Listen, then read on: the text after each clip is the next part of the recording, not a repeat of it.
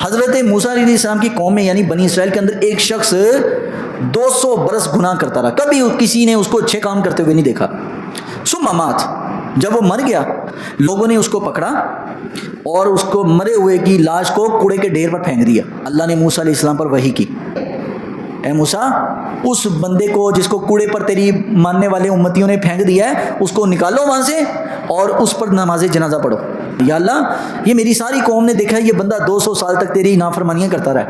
اے موسیٰ بالکل ایسا ہی ہے، اس نے کبھی اچھا کام نہیں کیا، لیکن ایک وجہ ہے جس کے سبب میں اس کو معاف کر رہا ہوں. جب یہ تورات کھولتا کبھی وَنَظَرَ إِلَىٰ اسْمِ مُحَمَّدٍ صلی اللہ علیہ وسلم، اور جب میرے محبوب کا نام آتا، نامی اسم گرامی نام محمد آتا، قبلہ ووضعہ علی عینی وصلی علیہ فشکرت لہ ذلک وغفرت ذنوبہ وزوجتہ 70 حورا.